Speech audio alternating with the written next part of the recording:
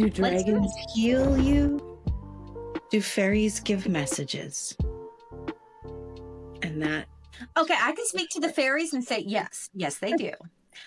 That is a great title because it brings the nuance of what we want to talk about out there. And what we want to talk about is how we've gone from traditional metaphysical spiritual work, the Fox sisters, seances, things like this, to a whole lot of different ways to communicate with spirit. And for me, spirituality is very simple. It really is for me. And I can only speak from a humbleness here, is that I trust the process. And that's it. Period. Hard stop. I trust the messages that come through. I don't try to make them anything more or less, except for that one time I talked about in the last episode where I was like, my spirit guide's like, shut the F up. You sound like a tool. But that's gonna happen once in a while. I gotta have a day where I'm like, take the message. Take the message. But I like things simplistic. I like doing the work simplistic. I do have belief structures, Nan. I do believe in the Fae. I do believe there are star seeds here.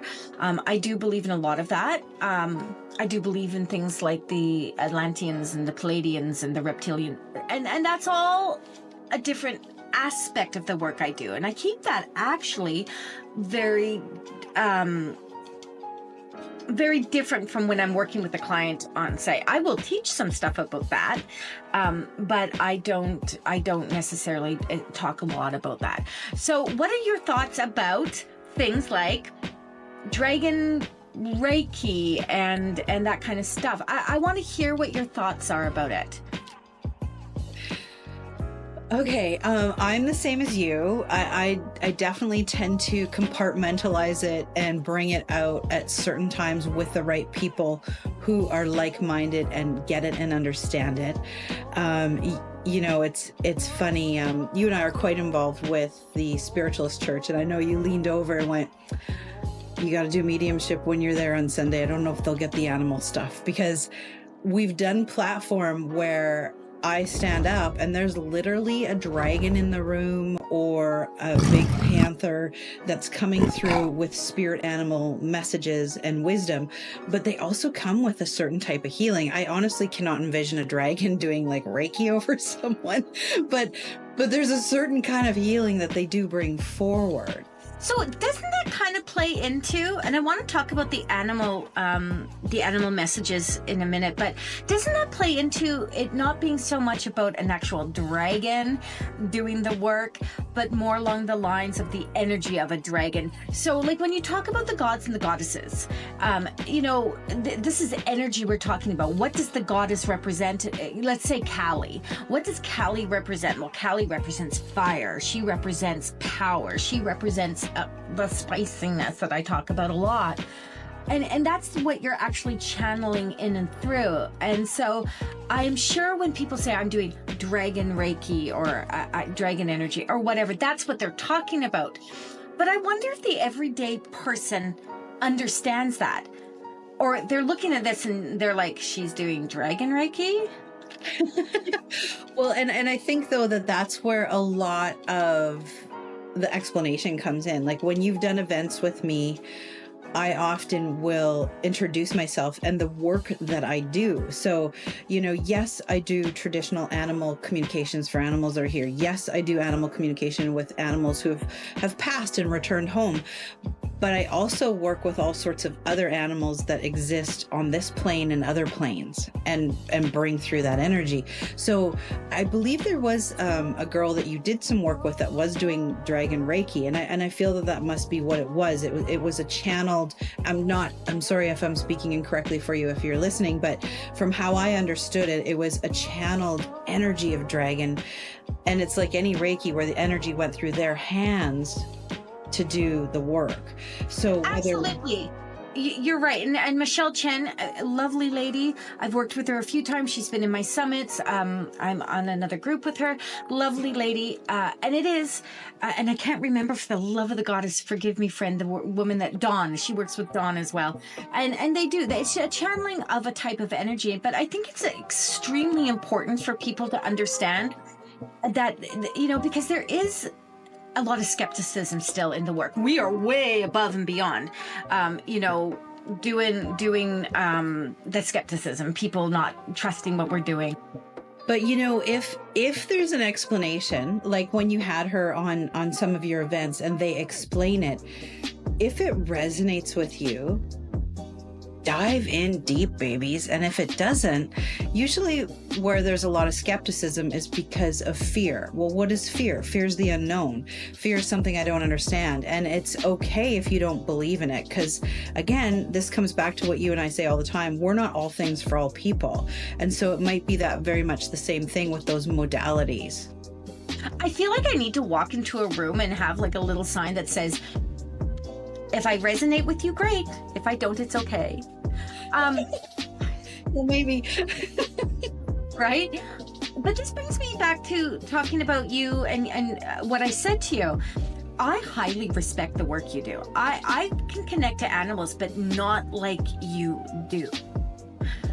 I can bring an animal through. And actually, at our last potluck at the church, we do a second Sunday of the month potluck, and then we do the spiritual view, Lynn White and I. And we have different guests from the collective, and Christine Wong was our guest, and she was doing crystals. And, Lynn's like, I have this, like, golden retriever, like, walking up and down the aisle, right? Our spiritual church is an actual church, which is kind of cool. So we have a chapel, and we have pews. And Ross, and I can never say his last name, Vanderhoek, I think that's Ross. I've known you for years and I can't say your name. But he lost Azrael, which was his golden retriever, and he was the speaker at the Sunday morning service. And so Christine almost jumped out of her seat and she says, I see it. She was so happy. She's like, I see this. And I didn't feel anything, but that's okay, because I'm not meant to feel every single spirit, right? And I got to kind of keep some control happening in a room of like 40 people. So I was like, well, wouldn't it make sense to be Azrael if Ross was here this morning? Because no one could take this golden retriever. But I want to go back to what I was saying to you, baby. I have the highest amount of respect for you. And the reason that I said to you, and you're going to remember this from something that happened a few months ago that was happening on the internet, the website, the spiritual dark web. And it was, when I said that to you, it wasn't because I didn't feel you would give a quality message. It was the fact that even at our spiritual church, there are still people with a certain belief structure of how a service is run. Now, when I do the Sunday spiritual views, baby, I don't follow anybody's rules, because that just ain't how I work. And Lynn luckily just follows along with me. But they have a certain way of seeing things. And, I don't want to see I don't want to see you feel bad. I don't want to see you. So I give you a heads up, and you can do with it what you feel. If you're like, no, fudge that.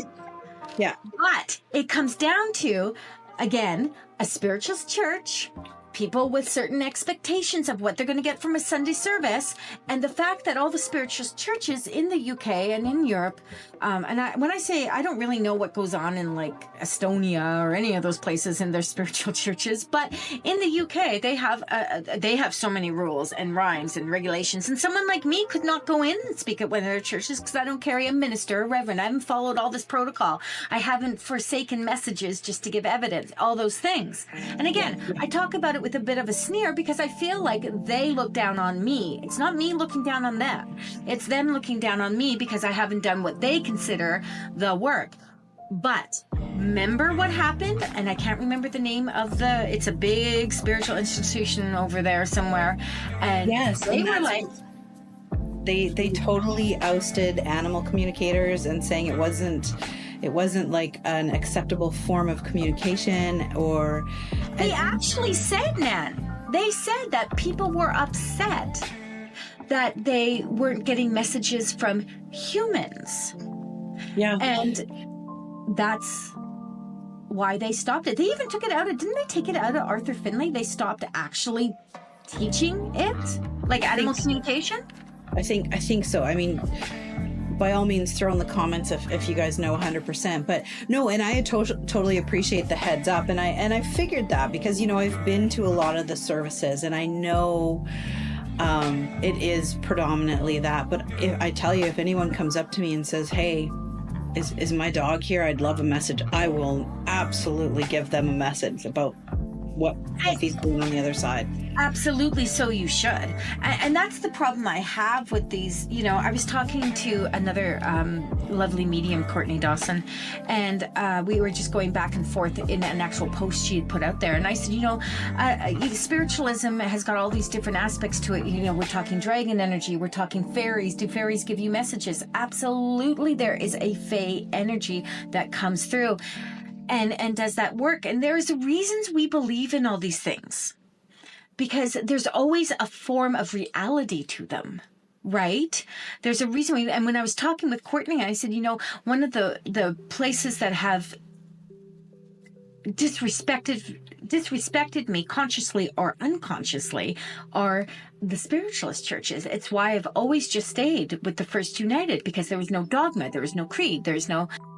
they will be open to you coming in. They will be open to a Roman Catholic priest coming in. And we've had those people come in and do a service because it's a different perspective. But they'll also be open to someone coming in and talking about, animals coming through, or talking about, grounding to the Fae realm and doing that kind of work, or dragons healing you. So I think for me, the gist of the conversation we're having, Nan, is that calling it dragon healing or calling it fairy work is really just talking about the type of energies we're bringing in. And if people trust the individual that's talking about this, because that's a big thing, you can spew this out and people can be like uneasy with the energy regardless or whatnot. But if you can step past the type of wording that's being used and instead focused on the actual work that's being done, I feel that people would be able to take on these different ways of the standard spiritual metaphysical work, be able to step into that more, be able to really feel that dragon energy, be able to feel the goddess energy. When I channel a goddess, it's freaking powerful, and you better believe you're going to get knocked on your socks. But if you don't believe in the work I'm doing, you're going to be sitting there second guessing. Sometimes you'll take it and be like, that was amazing. I didn't trust that energy at all, but that was beautiful. And that's what all you can really hope for. Yeah, 100%. And it's interesting because when you look through time, everything that's acceptable now at one point wasn't. And it took years of conditioning and learning and acceptance to make it okay.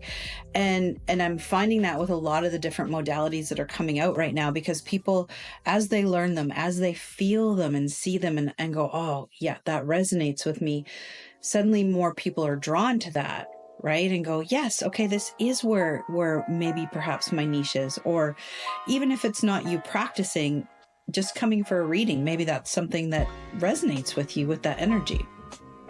You know what's interesting? If you go back to the Fox sisters in the States, and you go back to the old school mediums in England and whatnot, a big thing for them was physical mediumship. That is not practiced in North America very often. It's just not. And I'm talking about sitting in the seances. Ricky Avatan, another lovely, lovely woman who does trance medium. She's the only trance medium that I send people to learn from because I trust her. I can feel it, the authenticity. And again, I do trance. I do not teach trance. I don't have the patience for that. But she brought table tilting back and table tilting. And Lynn White called me the other day and she's like, do you want to go to Ricky's table tilting tonight? And I was like, I am so tired. I cannot picture chasing a table anywhere. But that was the old school stuff, right? Let's talk about physical mediumship in terms of the ectoplasm. Right? Okay, so let's talk about that for a second, because when we started off, before we were recording, Tara and I were both saying how much we don't deal with certain body fluids and boogies, yuck, or sympathy thrower, or I do not want some ectoplasm coming out of my mouth or my nose or my eyes. Well, and here's something interesting, and this shows you from a perspective of someone who believes in so much, which I do, is until I see some truly authentic ectoplasm coming out of someone's orifice, preferably above the neck, I don't vibe with it. It's not that I don't believe it. It's that I have not witnessed it yet. And therefore, it's not something I put any credence into. I've read the books. I have books upon books. I brought books back from England when I was there. And it sounds good and it sounds authentic. And I know that physical mediumship, in terms of, I have a trumpet. Well, never mind, you're listening to this, most of you. But I have a trumpet I brought back from England. But the dedication, the discipline needed for physical mediumship is so out of my ADH, and I say ADH with full respect, platform. I couldn't sit there for 2 hours doing absolutely nothing in stillness with a group of people, all of us just sitting, doing nothing. Physical mediumship, you could sit for 2 years now. Oh, yeah. And not have anything happen with it. So what does the trumpet have to do with that? Well, the trumpet moves. The sounds. Yeah. The trumpet is a tool. And so, sorry, it's not a trumpet. Actually, I'm going to show it for those of you that are watching on YouTube. But my point being here is that, there's a lot of stuff that was back in the day that is considered true spiritualism, true spirit work, that today you're not seeing happen. That doesn't mean that we've all become like charlatans. It means that we don't have that not necessarily the discipline. We don't have the desire to do that type of work, and Spirit has chosen us for a different way to do the spirit work. Yeah, 100%. It's so funny because when she said trumpet, I was thinking saxophone or drum or flute. Like I literally went to, oh, okay. So for the people who are just listening, I am the spirit of Christmas. For the people that are listening, it looks like a cone. Like if you were to take one of those orange security pylon cones and take the bottom off, that's kind of what it looks like. We'll put a picture of it in our Instagram. Hopefully someone will remind me to do that. Absolutely. So in the scheme of all of this, what we're really talking about here is that there are so many different ways to do this work, and it's always energy. It always comes back to energy. So whether you're channeling Kali, whether you're challenging, well, maybe you're challenging Jesus, but whether you're channeling Jesus, whether you are connecting to a loved one on the other side, maybe Nan, I'm bringing your dad through, or whatnot, it always comes down to energy. And in the end, it doesn't really matter what you call it, whether it's dragon energy or it's Fey energy or it's Palladian energy. It doesn't really matter what you call it. But I wonder sometimes if we do ourselves a bit of a disservice when we go into realms, and I don't mean actually going into realms, but we go into these places where we start coming up with different ways to call things, and it becomes more complicated. We have to spend more time explaining things. And I wonder if sometimes we lose, what's the word I'm looking for, Nan? We lose face because there's so much added to these things. It's hard for the everyday person, and we're not here to convince anyone of spiritualism. We're not here to convince anyone to become a spiritualist.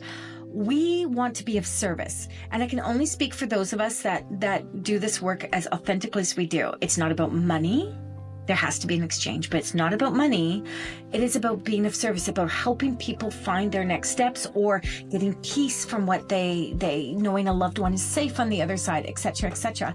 But I wonder if we lose people sometimes when we start going down these rabbit holes. And, I don't know about you, Nan, but I really have to stay off spiritual TikTok and spiritual Instagram for the most part, because I find a lot of that stuff so performative. The women that are doing the crystals and all the music and take in the chakra of the red and run it through you. Whereas I would be red chakra, breathe in, breathe out. Do you know what I mean? The performative stuff really, I feel, takes away from the simplicity of it. And the word performative is just what keeps coming back to me. Thoughts, baby? Yeah, because it's kind of what it is, but they're attracting a certain type of following as well. You know, and you can almost see that, like at different fairs I've been to, where people have the steady Eddie clients that only go see them. You can see there's a certain energy vibrating with a certain energy, but social media is also a little bit over the top. So people are like, how can I outdo this other person in order to stand out? And so it does end up a little bit like showmanship, which and that is so like, beautiful, Nan. Sorry to interrupt you. That is such a beautiful way to say it. It becomes almost like competition. Yeah, it's like a competition, and it's also slightly disappointing because it also discredits or cheapens a lot of the people who are authentically doing it, who don't need to put on the big fedora hat to stand out in a crowd, who can just sit there authentically delivering beautiful messages. You know, it's funny. I had an assistant, and this was about 2 years ago when I was first starting to kind of tinker with TikTok. And she said to me, oh, do you want to go on and do stitches? I think that's what they're called. Yeah, not duet, a stitch, where I would go in and critique someone that has done readings. And I said, no, because first of all, you know, Nan's not wrong when she says I wear everything on my face. If my mouth doesn't say it, my face will. And I've got bruised shins from being in meetings where people are kicking me and being like, we can see you. Oh, there goes Sammy. He's like, yeah, we can see you, Mom. But I came back with a hell no for 2 reasons. One, I'm not here to judge people. I mean, I can think in my mind, like what the floss is going on here. And that's my prerogative. I get to be able to have an opinion on what someone else is doing. But I'm not here to tear people down. If that person is doing harm, or if I have to go, do you know how many times, Nan, in my career I've had to go in and actually fix what other people have done? Oh yeah, that's another trigger for another episode in its entirety. I can't tell you. Same for me. People will come to me and you're unpacking the trauma that someone else has put on them, who didn't function from a place of ethics and integrity. So for me, like going on there and being like, I might go on there and be like, ooh, interesting take on that. I can see doing that, but I cannot see going in there and then, because I don't resonate with it, be like, what the is this person talking about? Like that far? I don't think so. That's not my cup of tea. Because I wouldn't want people doing that to me either, because we all have to remember that we do this work from a different place. None of us are the same. You should never want to be me. You do not want all of this, baby. This smoke is not for anyone. Let me tell you. And you don't want to be Nan. I mean, you do. Nan's got a really sweet nature. She's kind of cute. But I'm a lot. I'm extra. So you don't want to immolate. What's the word? Immolate? Is that the right word? Immolate. You don't want to do that. You want to be authentically yourself. So what some people might love those crystals and candles and all the woohoo, and I do love myself some nice crystals. I do love a good candle, but I am not into like woohoo kind of stuff where we have to chant and raise vibrations in with this music playing and these kaleidoscopes going around here and all that. That's just, I feel like it takes away from the actual work you're going to do and becomes more about the ritual of the work as opposed to the work itself. That's just my personal humble opinion. And on that note, I think if there's any words of closing, I would just say, go to what resonates with you. Go to what resonates, learn what shines in front of you, and just enjoy the journey, and just stay away from the stuff that seems off, because it probably is. If you love dragon energy, step into the dragon energy. It's powerful. If you love Palladians, if you want reptilians chasing you, hey baby, that's yours to do. You get that reptilian chasing you. But if you just want to do simple, intuitive work, find the people with the simple, teachings. Yeah. And you will find it. And then we all dive down into all sorts of different things, right? Absolutely. Keep it simple. That's the crux of this. Simple. Absolutely. And on that note, thank you everyone for listening. Come back again. We got even more cool subjects coming. Share us with your friends, like us, love us. It gets us to the top of the algorithms and we greatly appreciate it. And thanks again for listening. Don't forget to follow us on the Unity Circle every Tuesday evening. This is where we bring inspirational, motivational, spiritual chit-chat with messages, healing, meditations, and it's the Spirit Essence Collective, so we rotate ourselves. It's a beautiful thing. Check us out on YouTube and Spirit Essence Show. Oh, no, Spirit Essence Show. That's a whole nother thing you can go check out. But what is it called? The Unity Circle on Spirit Essence by Diane. Oh my God. Just go to my webpage. You'll find everything there. Okay. Bye. Thanks for joining us on this journey into the wonderfully weird and metaphysical. If you loved what you heard, don't forget to follow us for more insights and behind the scenes fun.